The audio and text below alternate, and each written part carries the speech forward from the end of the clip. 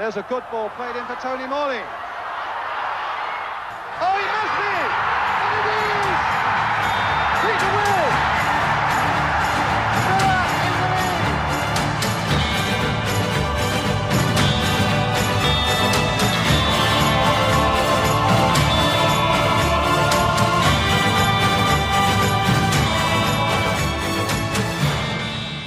Welcome everyone to From Witton to Rotterdam, an Aston Villa podcast. We're your hosts. My name is Eddie. My name is Pascal. And today we're joined by Rick, chairman of the California Lions Club. How are you doing today, Rick? Great. Thanks for having me on, you guys.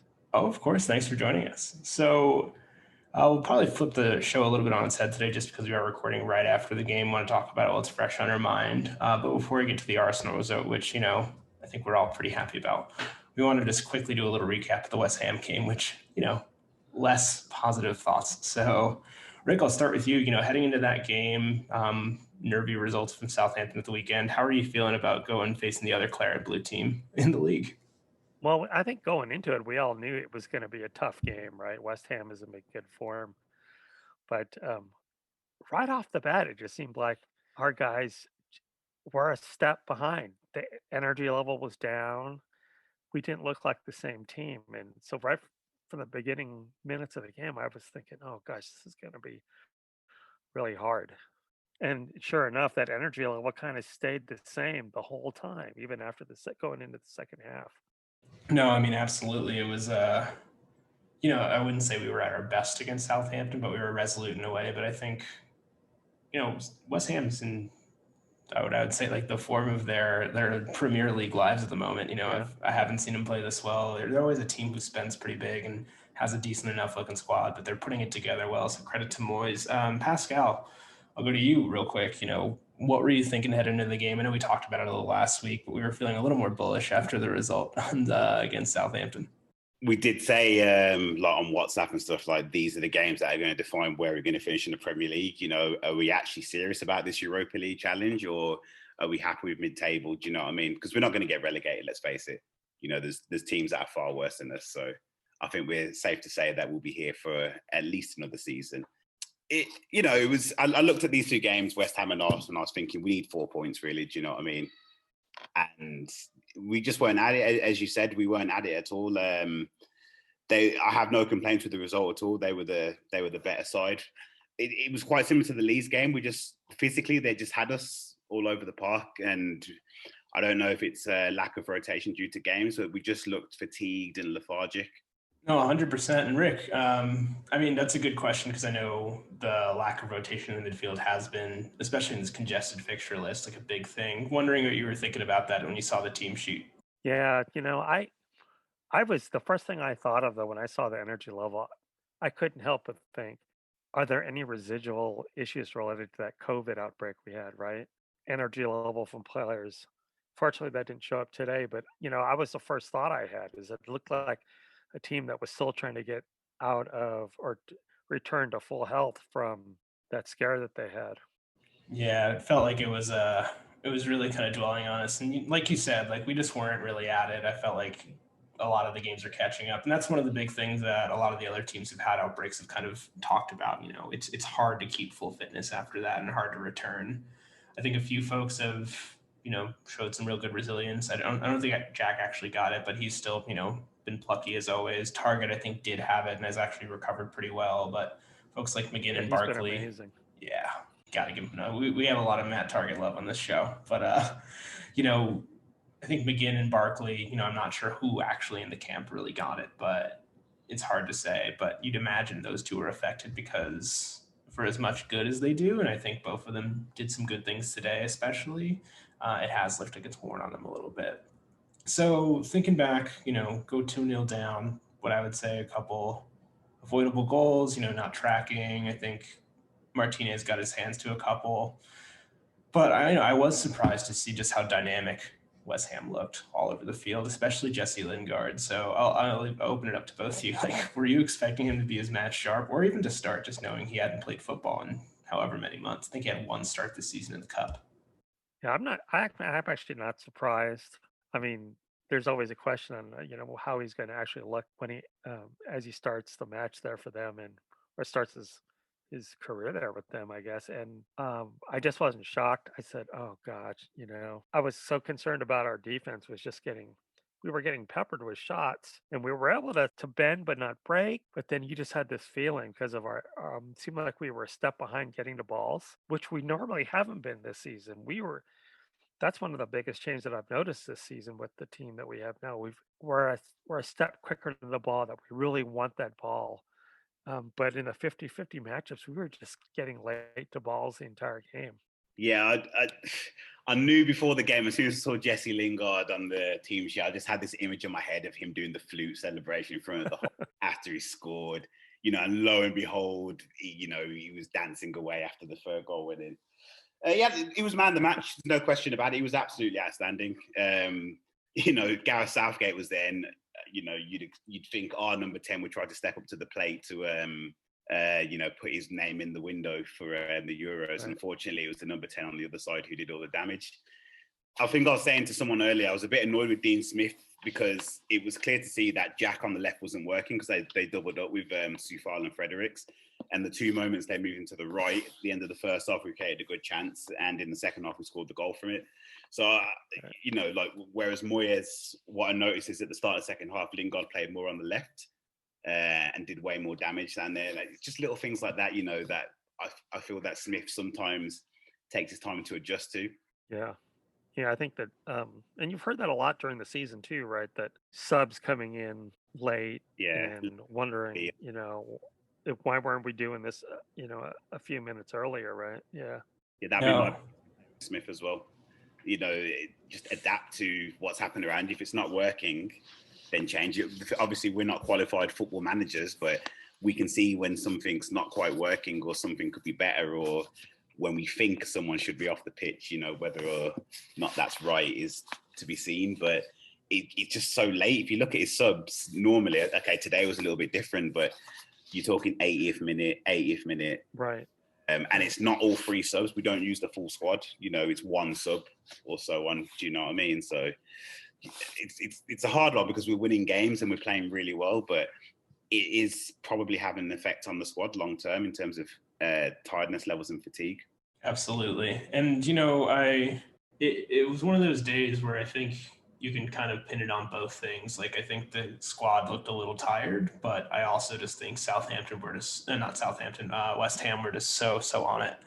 And, credit where credit is due. Jesse Lingard, like we were saying, just like absolute masterclass. It was clear he just wanted to be on the pitch after his long layoff. And even just the way they set up, I think Ryan Fredericks and Kufal kind of doubling up on Grealish down that side, I think was a lot to handle. I know they just closed Jack down on the left-hand side. I mean, they really had a great game plan going into the game.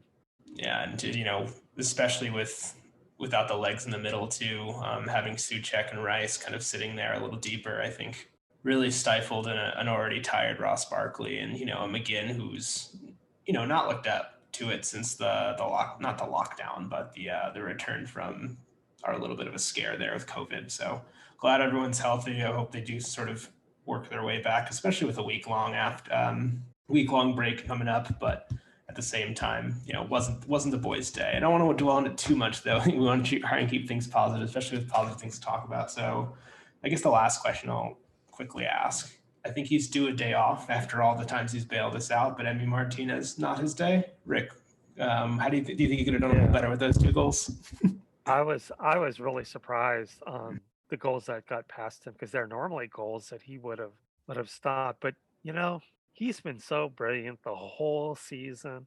I mean, he's the signing of the season, which I'm sure you guys have talked about over the last many weeks. And sometimes you'll have a bad day, and it was a bad day for him. He's an amazing keeper. I think physically, his agility for his size, it's just been such a great change for Villa. So. Yeah, I think it was just a very difficult game for him, and the defense broke down in front of him. He normally has a good back line in front of him to give him protection, but everything kind of seemed to break down in that game for us. The one thing that I notice always, the times that we've had difficult games like this, West Ham, when you start in the second half, when you start seeing Jack Grealish just keeping the ball and keeping it at his feet and not looking to pass. It starts, I start having these flashbacks to previous years, right? When we only had like one person that we could go to. And I said, oh gosh, here we go. We're going back to last season's team where Jack is trying to take it on all by himself. And the whole team play concept kind of goes out the window. And that's when I knew we wwere kind of doomed. I just think back to I forget what season it was. I think it was the year we had those like pinstripe Macron Dapabet. I don't remember the year. But we were playing Crystal Palace and Benteke took it down and ran through like 5 people like close to the halfway line and then just put it away. Like a really clean slot, but like it was a terrible season. We did some good things. We made it to the FA Cup final, but like we were not a good team. And we definitely overperformed in a lot of different ways. I think it came to get what? I think it was 2014. I think. Oh, I remember the year before that. So I remember it well. 1-0 at Selhurst Park, and it was like the only goal of like a terrible game. I remember the goal well, and he like tackled Dan, I think, in the middle of the park, just, like ran through and then like slided it bottom corner. Yeah, and I just think about that, and I think about this year, and we don't have a team where we need anyone to be doing that. It's lovely when it does happen sometimes, and Grealish will put together a run or two like that every year, but it's a bit more of a team game. So Rick, I think you hit the nail on the head there.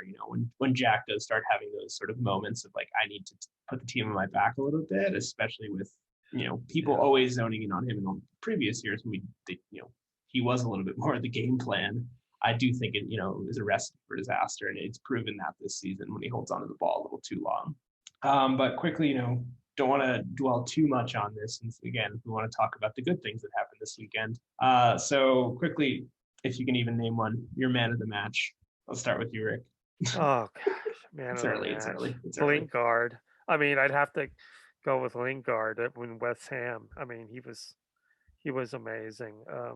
We just struggled the whole game. I don't have a man of the match for Villa that game. I mean, I loved it that Ollie got back on the score sheet and that helped, but then we gave up a goal right at. I mean, just minutes after that. So it really just deflated that whole goal that he got. But yeah, Lingard. It's a tough one. It was a collective stinker, to be honest with you. I'd probably say Grealish. It's a brilliant pass for the goal, but other than that, yeah, that's all I've got to say on that game, I think. Yeah, I'll go with.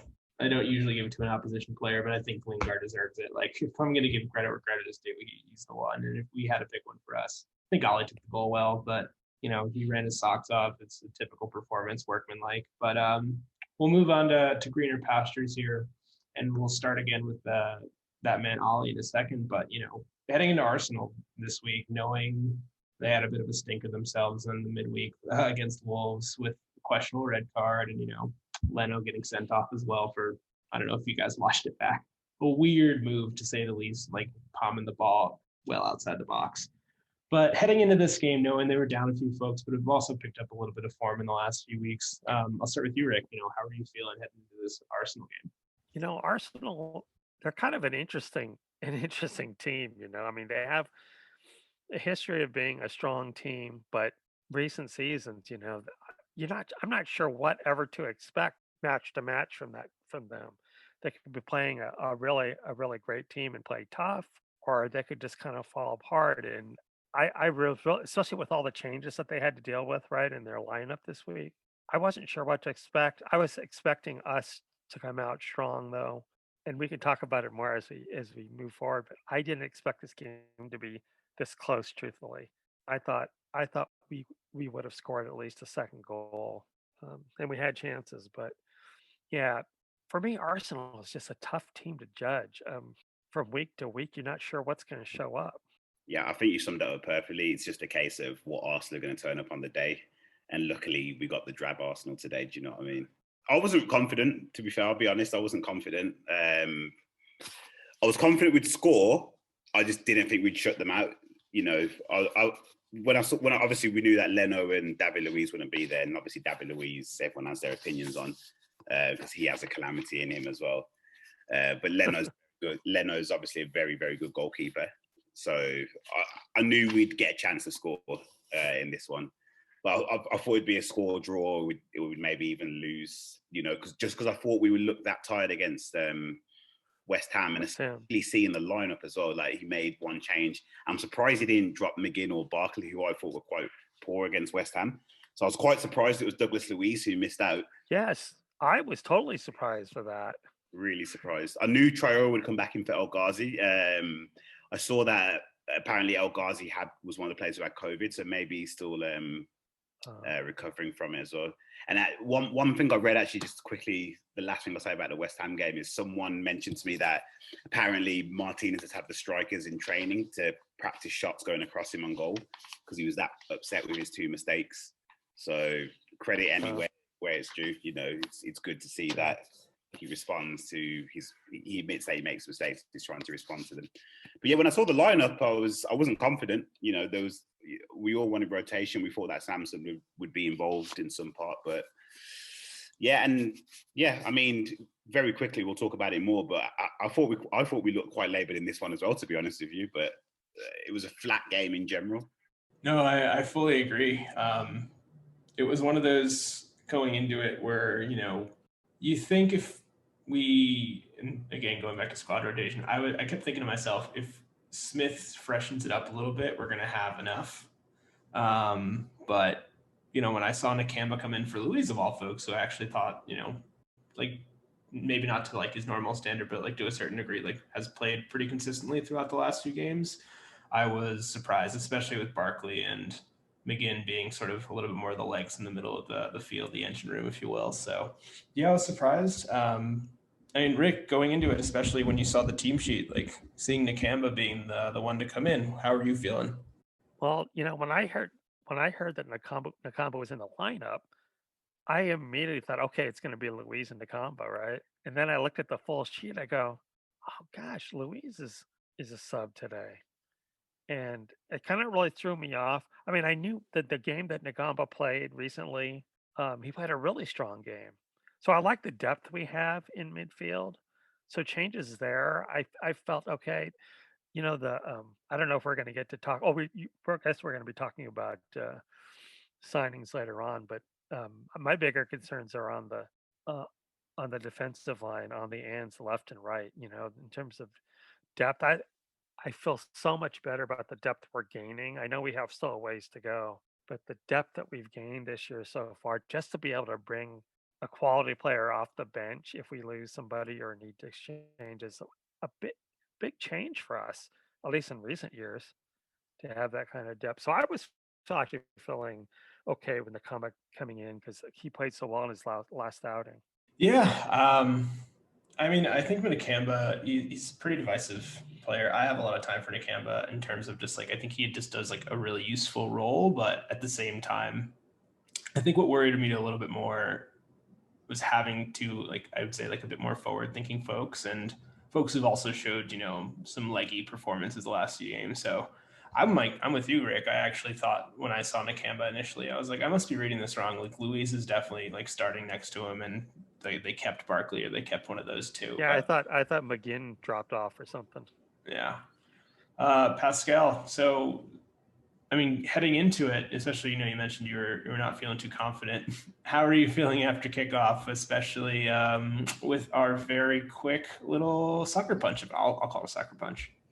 You know, funny story actually. So I went to watch it at the pub with my friend who's an Arsenal fan, and he took ages getting ready. So when I got there, like I got there as they kicked off, and I really needed the bathroom, like desperately. So I ran to the bathroom. As I came back out, they were kicking off. I was like, what the hell? So I missed the only goal of the game, and then it was just like a drab affair for the rest of the game.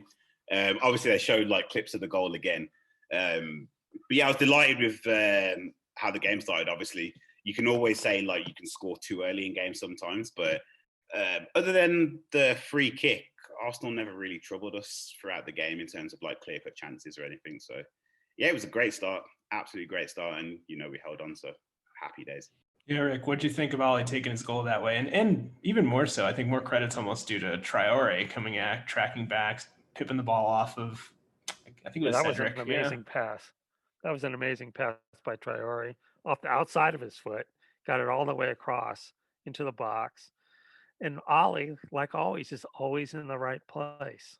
I mean, even when he doesn't score, knowing that we have a striker up front like that can be in the position that he needs to be in, his movement away from the ball is amazing. So, but yeah, I was really surprised that we scored that early.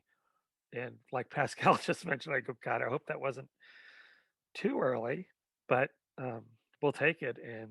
And we were able to survive the rest of the game. But we did have some other chances. I was disappointed that we didn't take advantage of a couple of those other finishes that we had opportunities for during the game.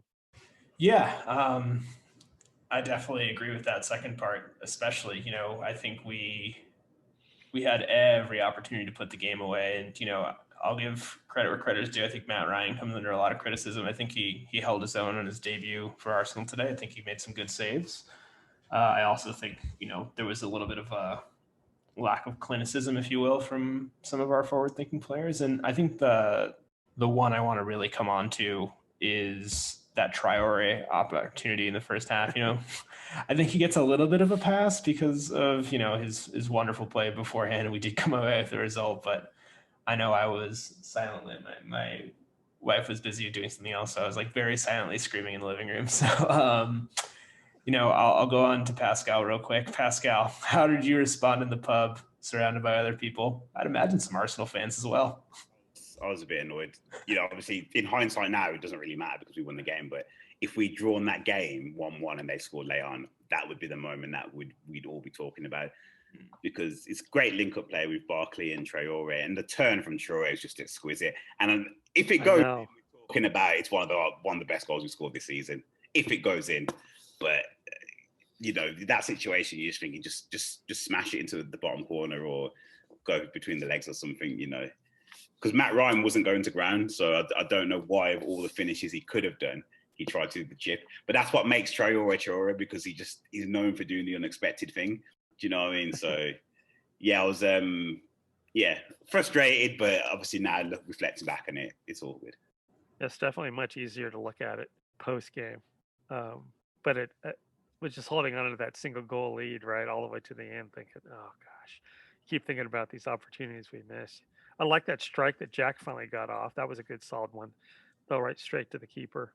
No, I mean, it was one of those moments I kept thinking to myself, like, I almost want to tweet out on the podcast account, like, oh, I hope we don't come to rue this. And I was like, I don't want to be the one to jinx it. I'm going to just hold my tongue here until afterwards and then complain to myself if something does happen. But luckily, it did. Nothing too bad came from it given circumstances. One moment I did think we were going to get shafted on, though. I know Arsenal had I wouldn't call it a big shout, but I think, Mikel Arteta might, for the red card there. Saka gets away, Cons is going. Just real quick, in your opinion, guys, goal scoring chance, is that a red card, or do you think Target was going to get across? I think it would have been a soft one if he gave it away, and I was happy. Common sense prevailed. I don't know. I was looking at the replay, and when they showed Cons actually being the player that was fouled, I think they got the call wrong completely. But fortunately, it didn't. We didn't end up getting penalized by that, later on. But Konza was the one who got hit first, looking at the replay. So I was. But a referee is how many yards away? He's calling these, and I mean, he's not going to be perfect. So that was my eye. I mean, we're fortunate to see the replays.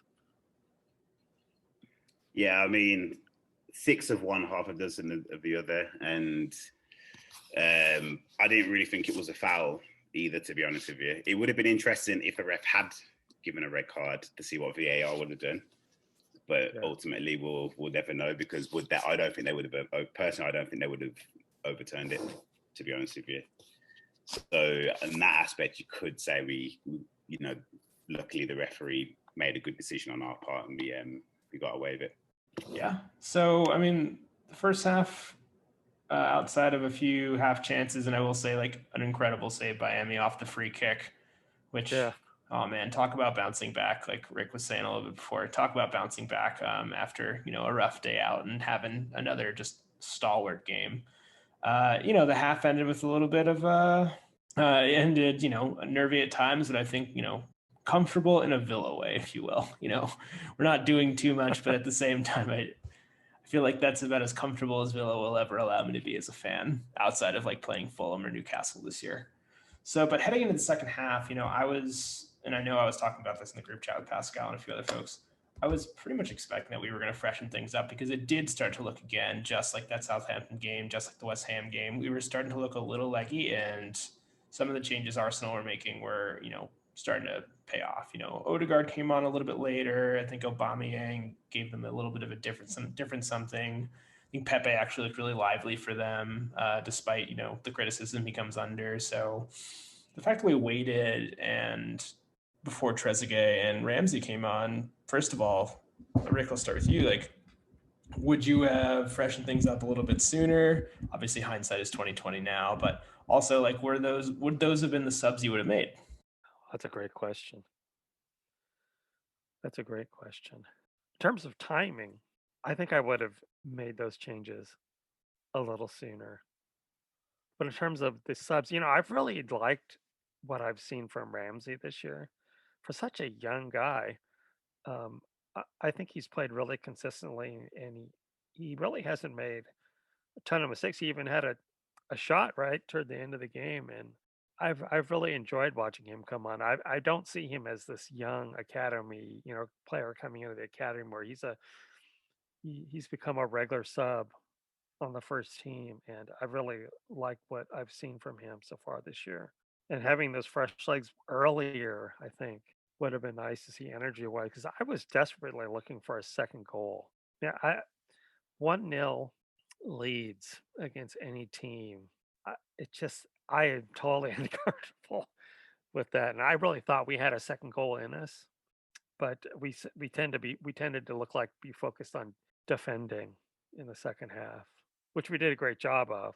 But it always makes me nervous because I've seen us too many times, and maybe it's again flashbacks to the past where I feel like we've always settled in the past. We used to always settle into these modes of trying not to lose versus trying to win, and it makes me a little nervous. But other than that, yeah, I think the subs could have come in a little bit sooner, like we talked about earlier. But again, we're not. Again, like you guys have both said, we're not Premier League managers or anything close to that. Yeah, I thought Ross Barkley could have maybe come off about 10 minutes earlier, to be honest with you. I think he looked really tired. I'm quite happy that we've got a full week off before our next Premier League game with no FA Cup in the middle of it. So, players get longer recovery and stuff, and we're hopefully feeling a bit more fresh before Brighton away next week.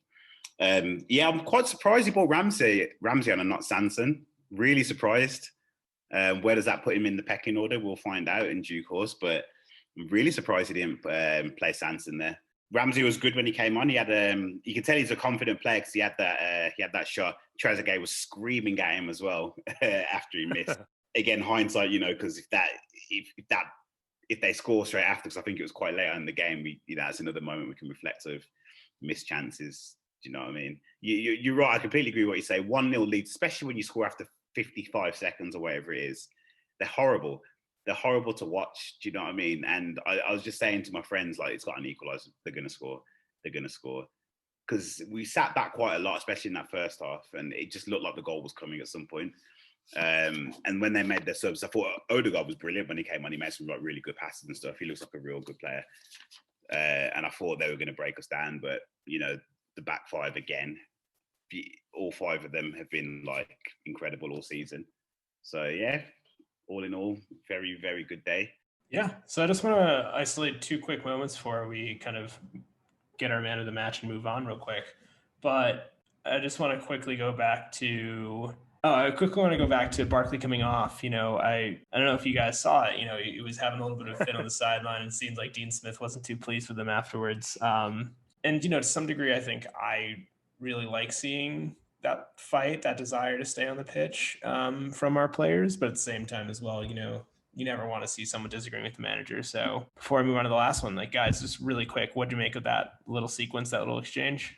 Well, I saw it more. My impression and was not that different than I forget which game it was. A few games back, right when Jack got pulled out of a game late, and he had that dejected look on his face that truly didn't want to come off. I see it more like what you were saying initially, that it's just this fight and fire that these guys have. I think that's his instant reaction as a footballer, that he wants to stay in and play, right? And but I think looking back at it, I'm sure he understands why the manager did what he did, but they just love to be out there contributing to the team, that they want to be on the pitch. So that's all I took it as. Nothing too serious. Yeah, I'm completely the same. It was just passion. It was just disappointing to be coming off, and footballers do it all the time. So yeah, nothing more. Yeah, and I think the last sort of isolated moment I wanted to kind of draw up, or lack thereof rather, is, we were talking about subs a little bit. I'm really happy that Trez came on, because I think he provides a little bit more of that sort of defensive nous down the wing, and I think he put in a really good shift in the moments he was on. I think Ramsey, like you said, energy, did some good things.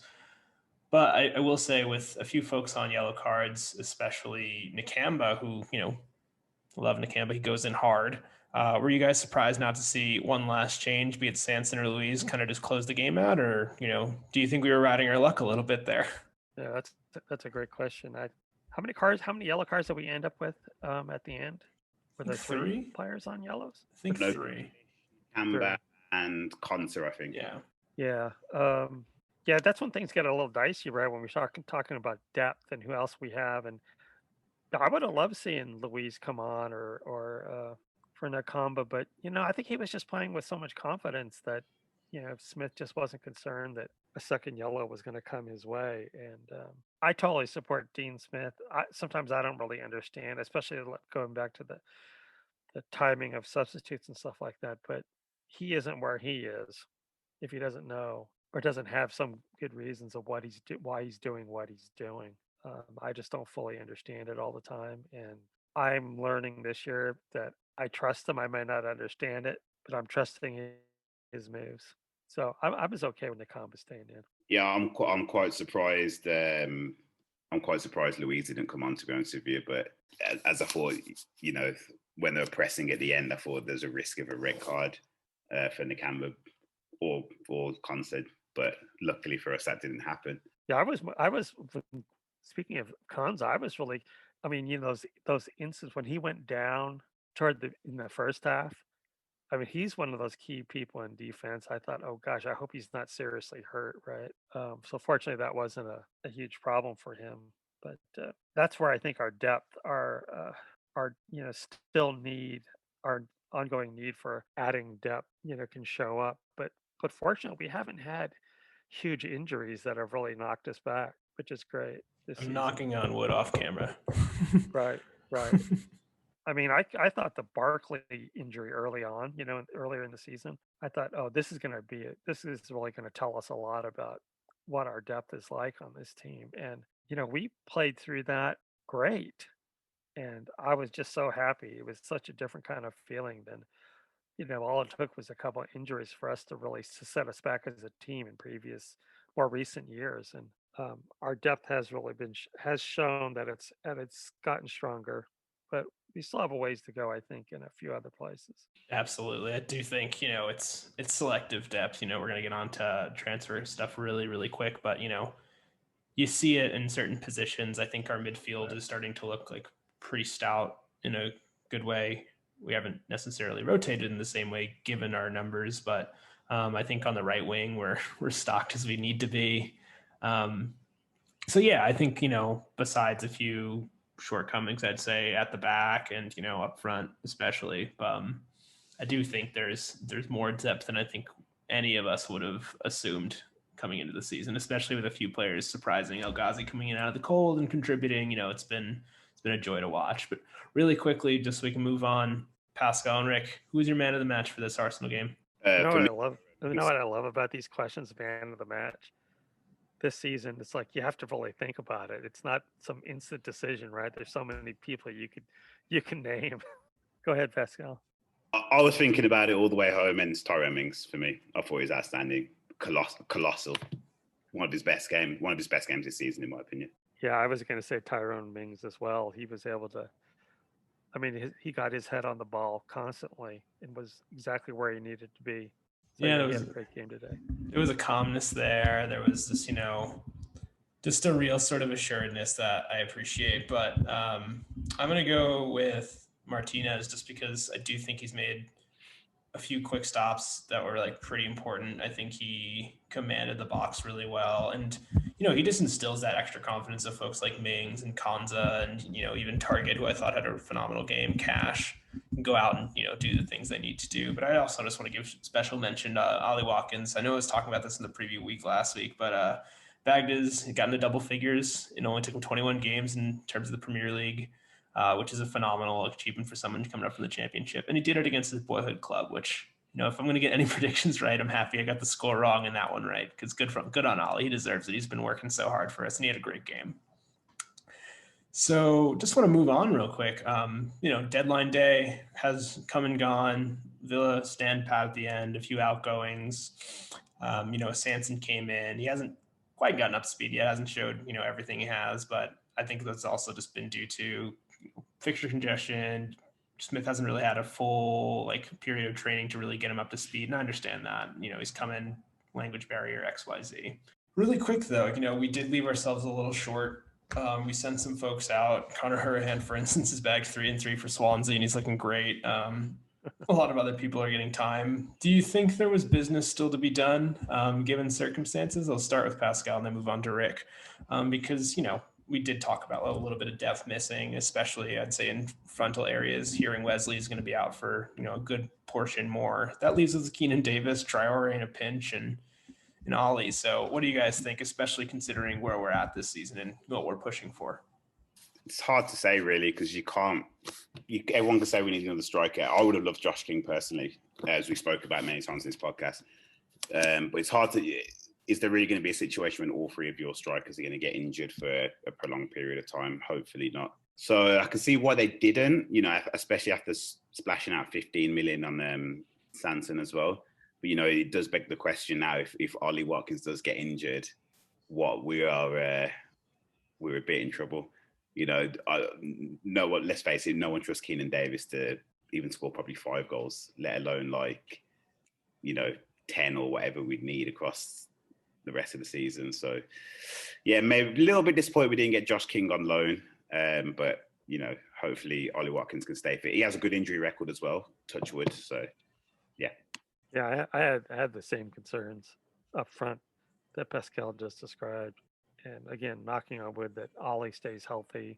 Yeah, it must be a tough road coming back for Wesley, having been gone so long. But I think even if he was coming back early, it would take him a little time getting up to speed. And I was hoping that we could get another addition to support Ollie. Because, despite having his 10 goals, there's so much that he does, right, off the ball, that he's taken so much weight off of other players, especially Jack, right? In terms of being a threat, that teams have to pay attention to somebody there.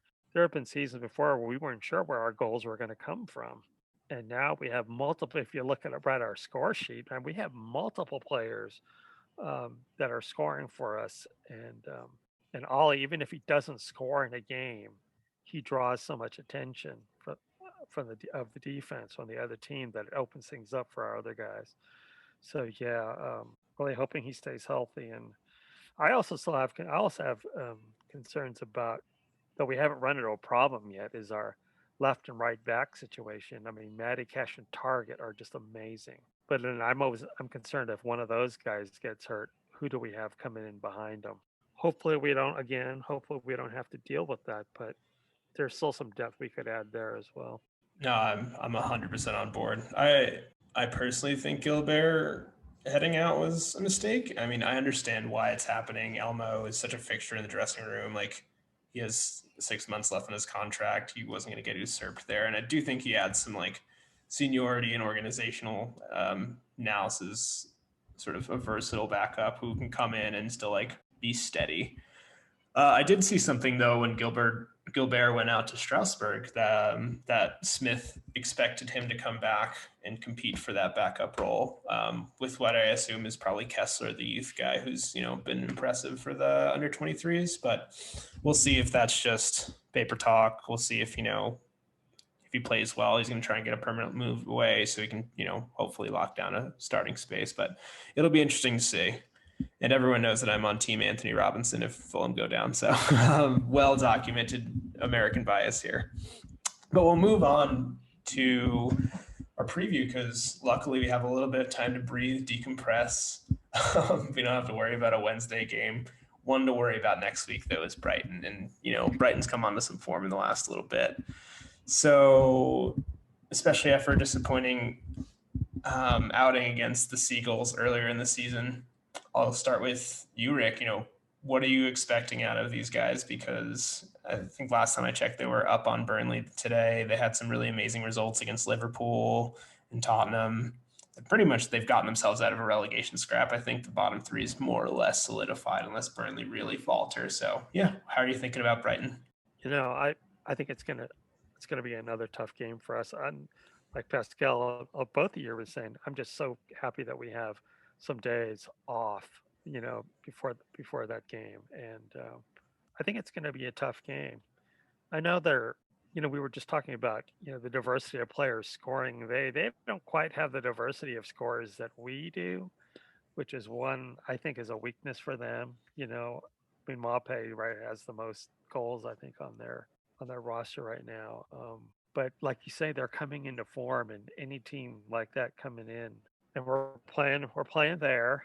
I think it's going to be a tough match for us, and I think we need to stay at the same energy level that we have been going into what we came into with this Arsenal game, and think about what happened. Keep in our recent memory what happened against West Ham. That we need to stay focused from the get-go. We saw what happens today, right? When a team's maybe is not focused completely at the start of the game, right? You give up an early goal, and that could be the difference. Yeah, I think Brighton are a really good side. I think they're unlucky to be where they are on the table because I don't think their performances reflect their points tally. I don't really know how they play. It's like it's a really difficult it's really difficult to actually analyze them because they have so many different systems. Sometimes they do 4 at the back, 3 at the back. Sometimes Ben White's in midfield, sometimes he's at the back. You never really know what you're going to get, but possession-wise, they're very possession-oriented team, and they're very difficult to play against, as we found out at Villa Park. Although we should have got at least a draw.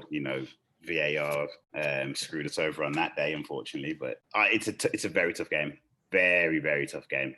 I'd probably be happy with a point. They're on fire. They've just drew with Burnley, 1-1, but they're on fire at the moment. Especially at the back. Just beat Liverpool and Spurs. So it's going to be a really, really tough game. We'll have to definitely be at our best for sure. Yeah, and I look at that team sheet. I mean, Lamptey's been injured. Welbeck's been injured. So hopefully they stay out a little bit longer because those are two guys who I don't love coming up against, especially Welbeck last time. He just so frustrated about that goal. But just looking at their team sheet, all I can think about is like physicality for a team that like I just never think of as that physical. Like got Lewis Dunk.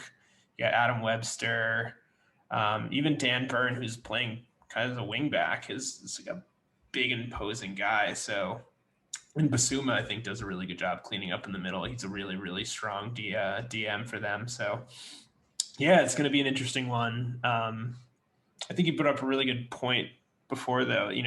They're not a team that scores all over the pitch. I think if it's not coming from Maupay, Lamptey when he's healthy, or I think, what's his name? Trossard has gotten amongst the goals when he's come in. I think it's they're a pretty one-dimensional outfit going forward, but they just hold you, and their defense can chip in when they do. They're good on set pieces. So yeah, I'm gonna make everyone stick their necks out a little bit before I do that, I'm gonna quickly ask key matchups for the day as we head into this one. Rick, I'll start with you. Well, I think it's going to be interesting if people are going to be watching. I was surprised actually that teams haven't been watching how West Ham played us and how they were able to strategize against Jack Grealish, and it'd be interesting to see if Brighton makes some changes to adjust to do something similar. But we'll see on that day. So I think how Brighton as a team defensively match up against Jack Grealish. Yeah, I'd agree. I've seen they've got like Solly March, I think, is out for the season, and Lamptey, and is obviously a very good player as well. And he, I think, will be out. he ran the show at Villa Park, in my opinion. When we played him earlier in the season, I thought he was absolutely outstanding. And I think their backup, that Veltman, I think he might be injured as well. So, yeah, it's going to be how they deal with Grealish. He's obviously our main danger man. And they're a threat from set pieces. They've got a lot of height. Lewis Duncan, Webster, and Dan Burn, I think 6'7" or something crazy like that as well. So, yeah, it's going to be another physical game, and we struggle a little bit in the physical games this season. So we'll have to definitely be at our best. 100%. And I look at that lineup. I think for me, it's just going to be, how are we going to be able to get behind that defense? Because they just crowd, and they do a good job of really like sitting back. They don't sit back. I think they like you said, Pascal, like they're a possession-based team. They like to have the ball, but like I think when they do get on defense, they get numbers back, and they are really good at staying compact. So it'll be interesting. But as always, I'm going to make everyone stick their neck out. Score predictions, and if you're feeling so bold, goal scorers. I'll start with you, Rick. Well, I'm thinking the scoreline is going to be similar to what we just had with Arsenal. I'm predicting a 1-0 victory, and I really see Ollie being the goal scorer. I see his rhythm clicking now the last few games, and he did have that little stretch there where he had chances and had misses, but I feel like he's getting his rhythm now back. So I'm looking forward to seeing him on the score sheet again. Yeah, I think it's going to be another tight game as well. Maybe like a 1-1. I know it sounds a bit negative. I just think we'll struggle a little bit because they're a good side. I say a 1-1. I think Ollie will probably do the damage again. Funnily enough, since I've took him out my fantasy football team, he's got like 3 goals in 4 games. So I must have been the jinx that that cursed at the early parts of the season. So glad to see he's doing well. Yeah, don't captain him this week. I think I'm going to go for a 2-1 to the good guys. I think Ollie is going to keep his form up. He's been playing really well.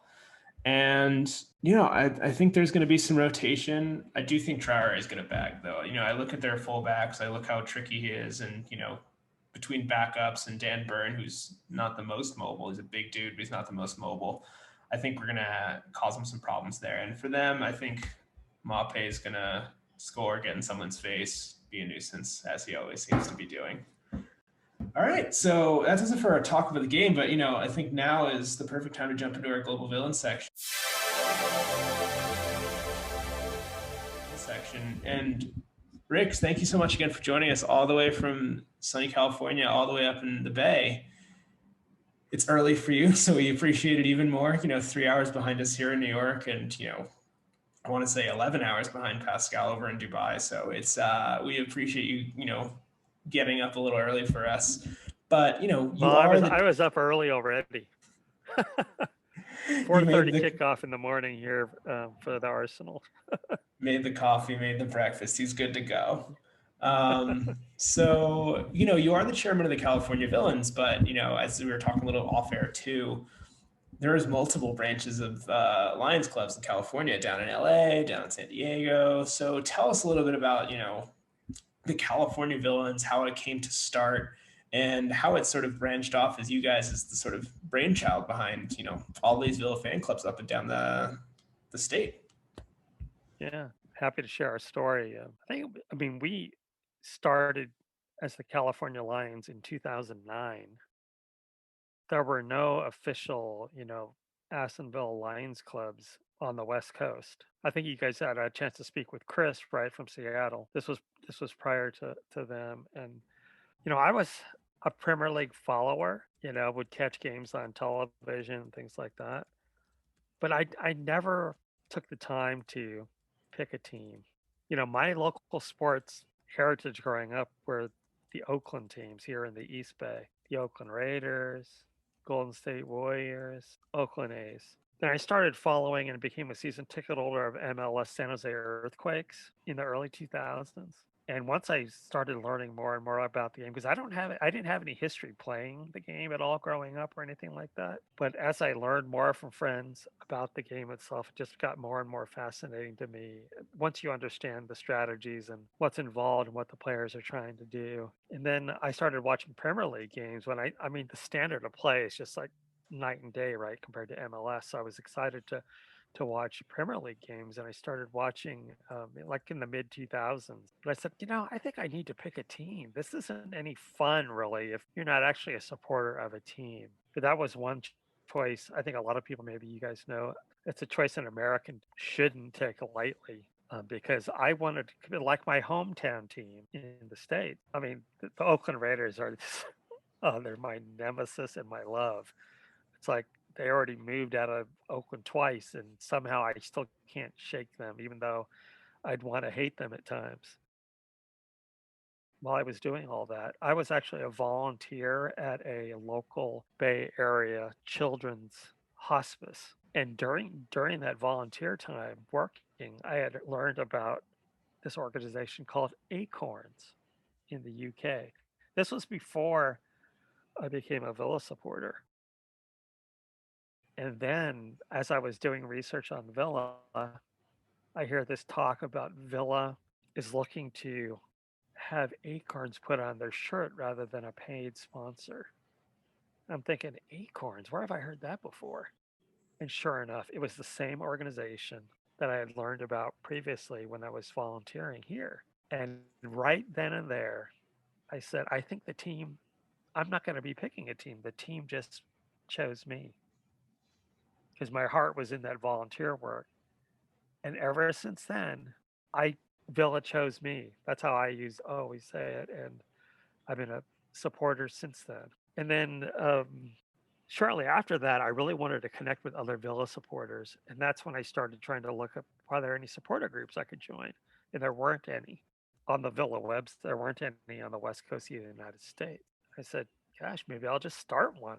And so I went ahead and started one, and there was just a couple of us expats. And then you get the way social media works, right? These days, you get the word out that you started a Lions Club, and I started hearing from people from all over the state of California, but mostly expats.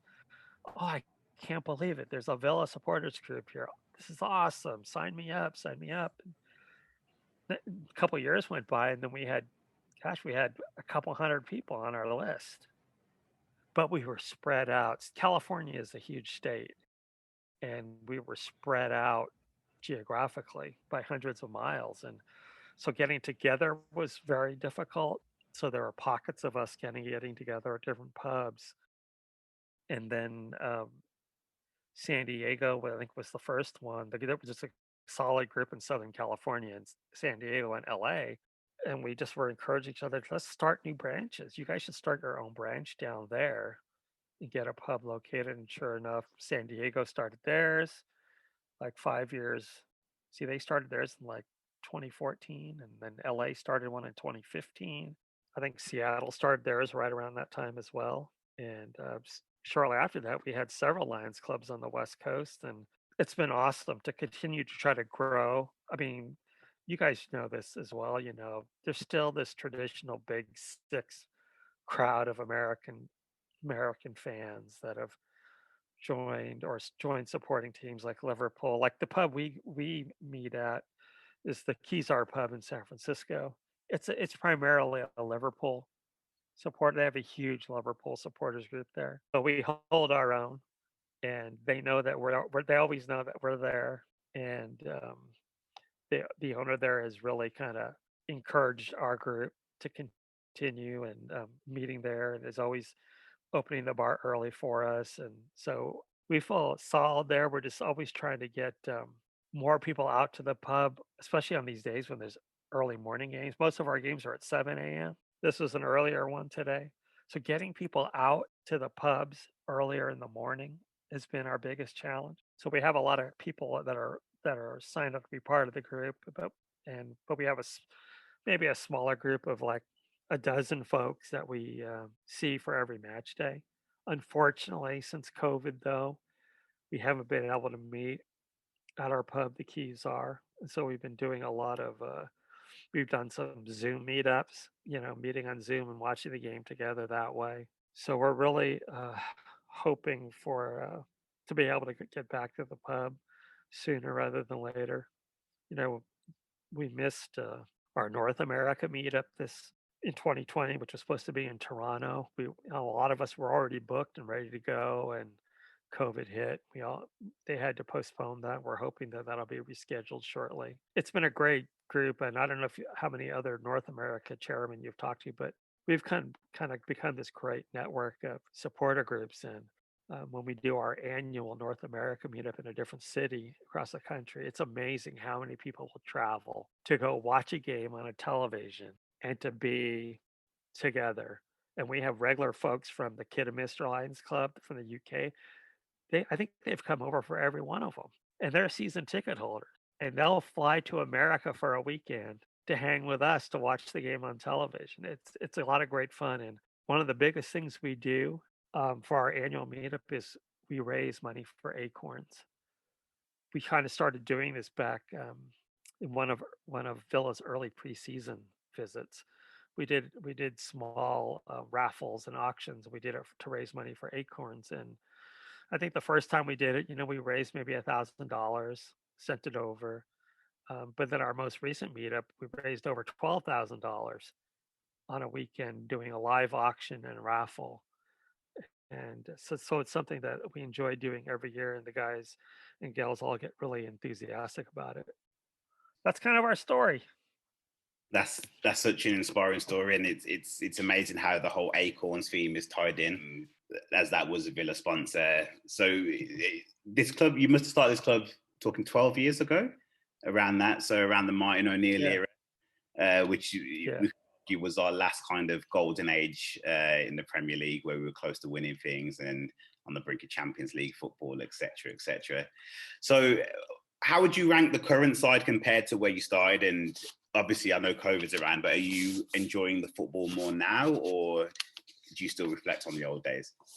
I'm enjoying the football now. I mean, the old days were great, and then of course the history. Learning about the history, even though I wasn't a supporter back then. But people ask me like, what's been my best and most exciting Villa moment as a supporter? I was able to get over in 2019 for the playoff final. That was my best Villa day ever. And as an American sports fan, I mean, American sports fans, the general American sports fan doesn't really understand um, the experience of being at a game like that. To be at Wembley with 80,000+ people, half of them Villa fans, and at that game, half of them Derby fans. I flew over there for the weekend to go to that game. It was a holiday weekend, and here in the States, Memorial Day weekend, and it was funny. The story goes, I was really debating whether to pay the money, and it could be because once we knew we made it to the final, you have to start booking your travel and everything, and it was going to be expensive no matter which way I did it. And I was talking to my wife about it. I was like, should I do this? I really want to go. Should I do it? Oh, maybe I shouldn't. That's a lot of money. And I said, I might regret it if we lose. And you know what my wife said, who is also a Villa supporter? She said, yeah, but if they win, you're going to regret it for the rest of your life. And I said, okay, I guess I'm going. And it was great. And I met up with a bunch of other North American guys that I knew were going to be there. And it was an amazing weekend in London. But since I became a supporter, I think my first trip to Villa Park was in 2012. And I usually try to get back over there every year.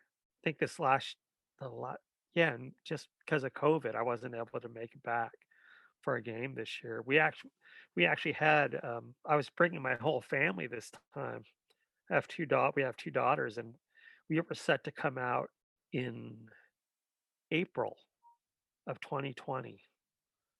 We had 3 matches that we had tickets for that we were going to.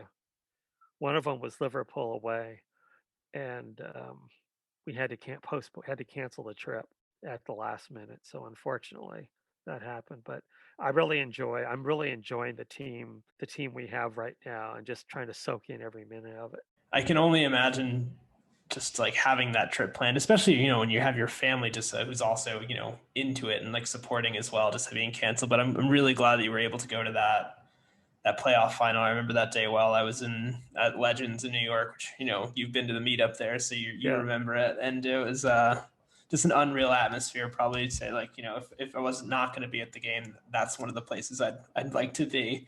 But, you talked about like these expats kind of, getting together. You've kind of located a few folks, but you've also, it's so clear through the social media presence that the California Lions have, grown so much, especially like the folks in the Bay where, you're sort of head honcho there.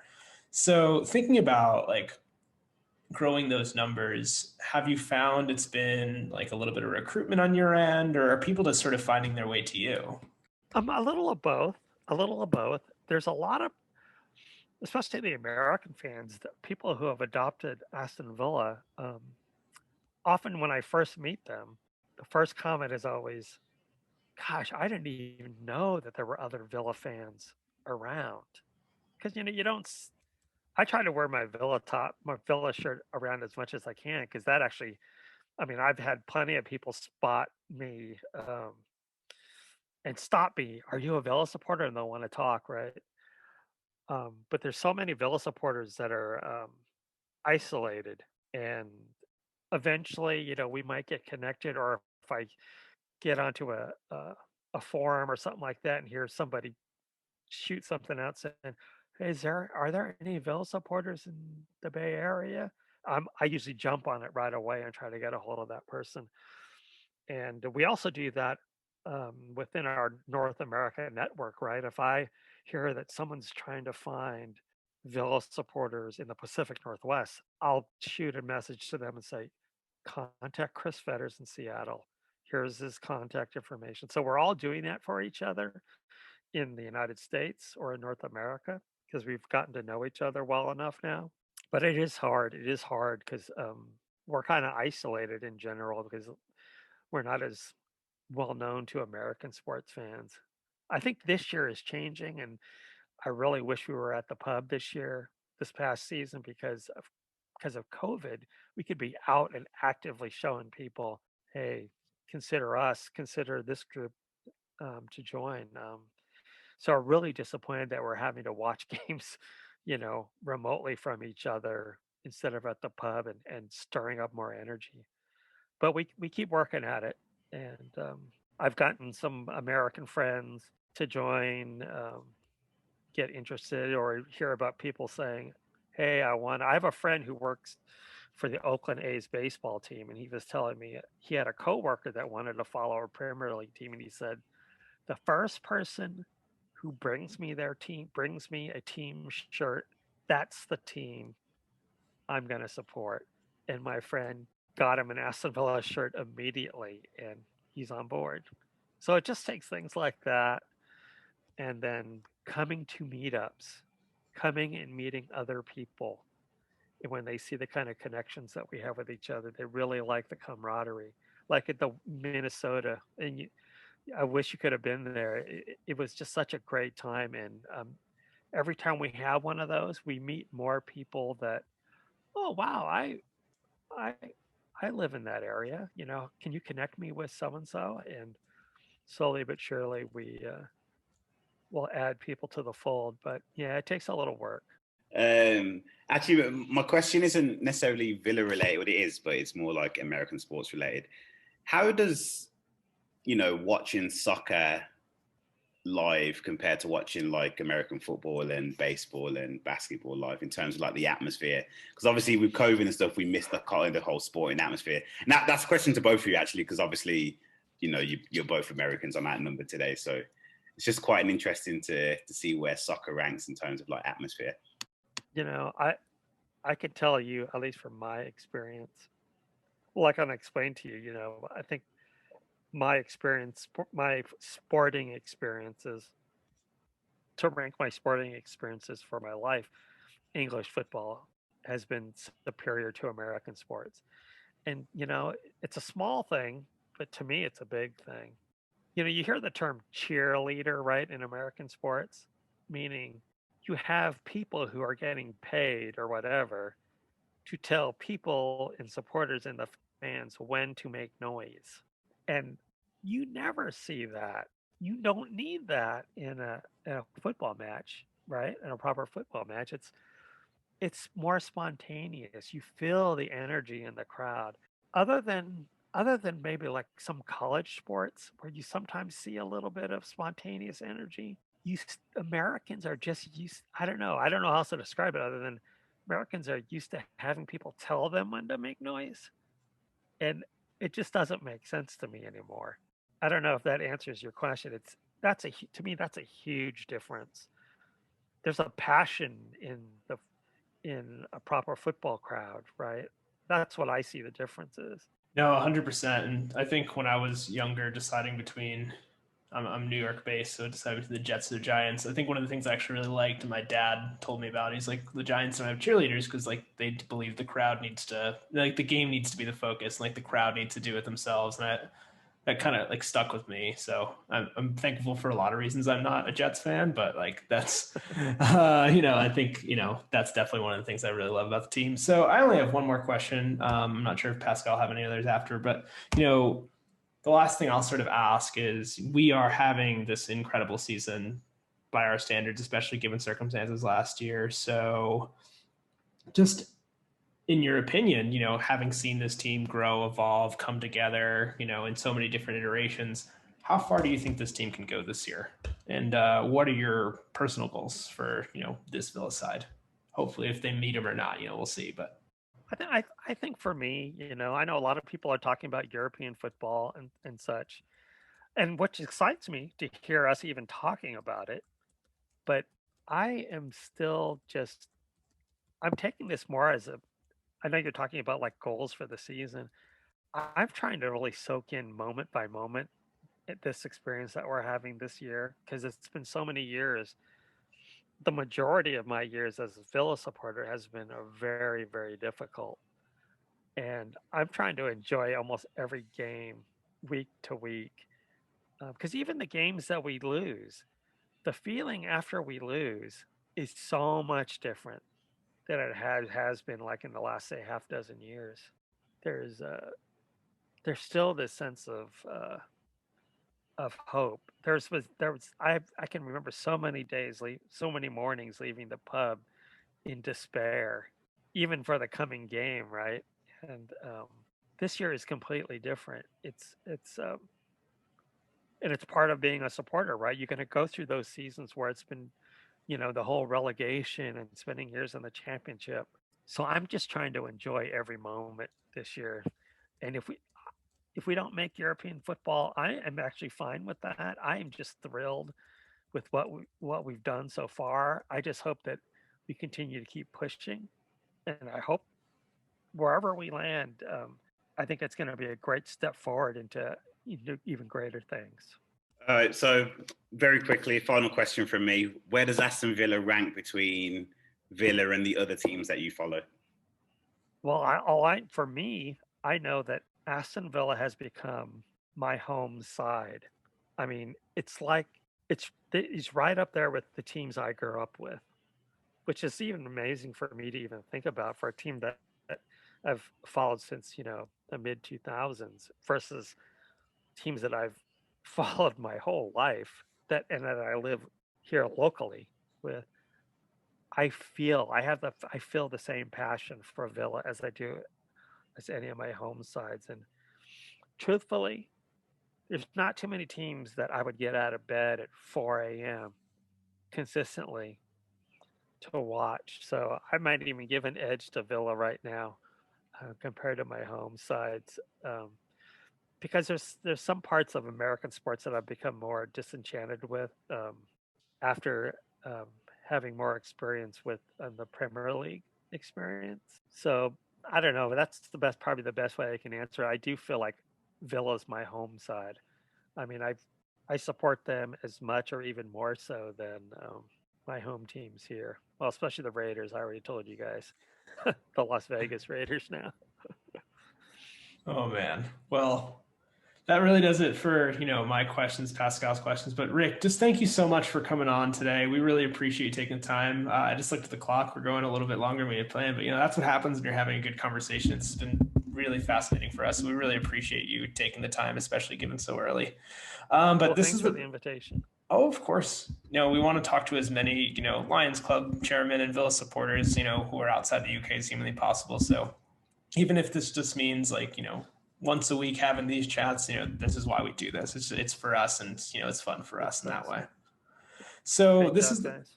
this is the part of the show we, always give a little bit of a space for our guests to throw any plugs in, be it, philanthropic things you're doing, your social media pages for the California Villans, anything you just want to discuss or share with the nice people. Well, just keep your eyes out on social media for when the Toronto North America meetup eventually gets scheduled. I know Brett Bates is anxiously waiting for some good word on the COVID front that it will make it easier for people. It's more safe for people to travel. And for us here in California, we're on Facebook, Twitter, Instagram, and also have a website, avfccalifornia.com, and Great. all our information's there. Fantastic. And, especially once all of this sort of madness in the world blows over a little bit, people are feeling a bit safer and, the coast is clear, so to speak. Hopefully folks are getting out and seeing you guys, hopefully catching a few matches with you in the Bay or, any of the other California-based Lions clubs. It's a great state, and for folks who haven't been, I definitely highly suggest it. But that really does it again. Pascal, anything you'd like to share with the nice folks? Nope. Well, we'll be starting a YouTube channel soon, so yeah, we'll get subscribing to that as well. We'll definitely do a big announcement on Twitter as well. So yeah, just keep following and supporting. Yeah, and from me, I know I posted this onto the Twitter page, but we are raising money for both the Gambia Lions, who are trying to put together a little bit of funds for equipment for their now state sanctioned, which is so fantastic, Villa Academy, and the Ghana Lions as well, launching a bit of a bigger GoFundMe. They're trying to fund an actual plot of land they can have for a football pitch. They just don't have one right now. We know it's a long-term goal, but as long as we can get people involved, little by little, that's going to make all the difference. But other than that, we thank everyone for listening, liking, commenting, subscribing, sharing with their friends. This is always so fun. If you ever want to interact with us, be that on Twitter, reach out. We're always happy to chat with new folks, especially from all over the world and Villa supporters. But yeah, Rick, thanks again. And if no one has anything else, up the Villa. Up the Villa.